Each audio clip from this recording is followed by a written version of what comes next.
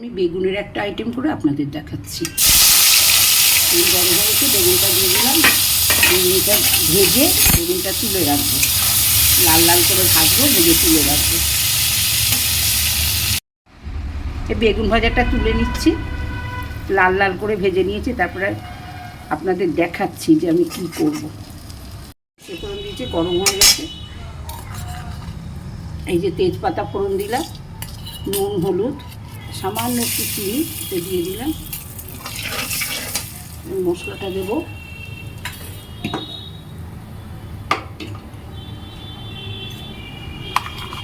এতে সর্ষে বাটা আছে, কাঁচা লঙ্কা আছে, একটা পেঁয়াজের টুকরো আছে, 2 কোয়া রসুন দিয়ে এটা আমি কষে নেব। পেঁয়াজ, রসুন, কাঁচা লঙ্কা ছেড়ে দিয়েছে। এতক্ষণ আপনারা বুঝতে পেরেছেন আমি কী করছি। একটু তেঁতুলের কাঠ দিচ্ছি, তেঁতুলটা গুলে রেখে দিয়েছিলাম।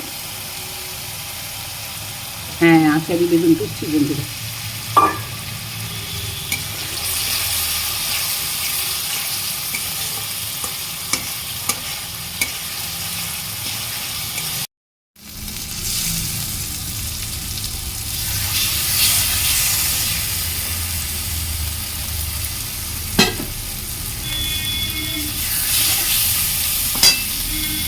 উপর দিয়ে তেল ছড়িয়ে দেবো, যেহেতু আচারি বেগুন এটা।